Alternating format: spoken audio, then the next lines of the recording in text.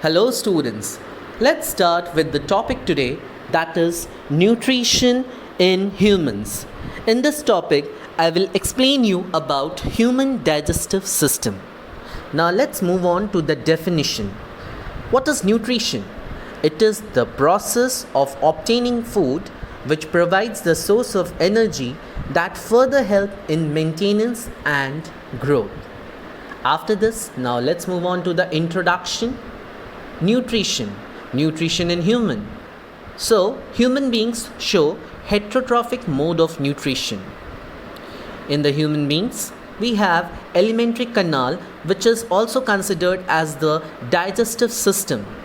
It starts from mouth and it ends at anus.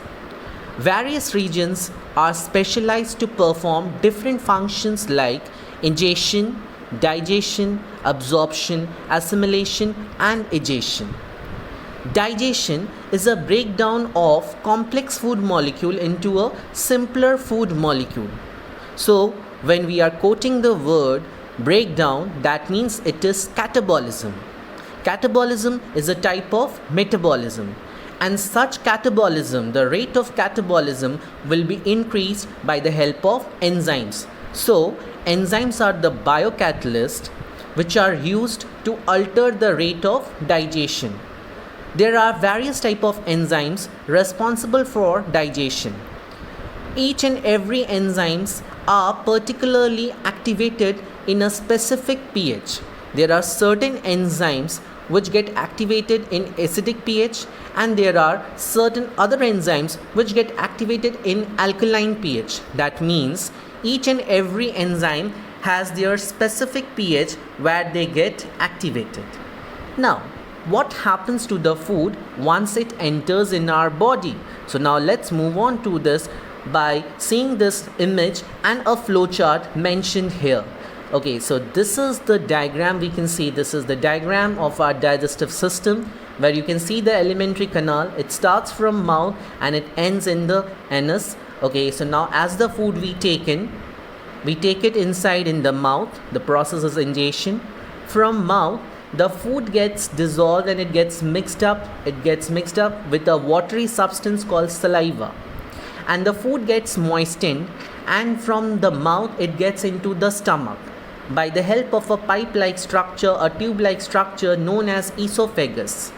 Esophagus undergoes peristaltic movement.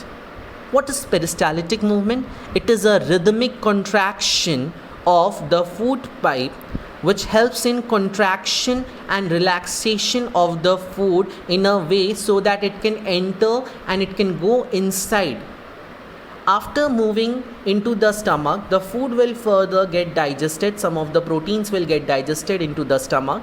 Finally, the food from the stomach will enter into the small intestine. Small intestine is the site where the final digestion will take place.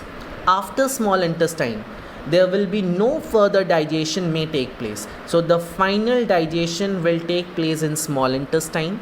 After that, this digested food will be absorbed again in small intestine.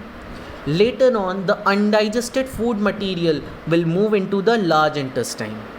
Along with the undigested food material, water will be absorbed in the large intestine. Absorption of water takes place in large intestine, and absorption of food takes place in small intestine.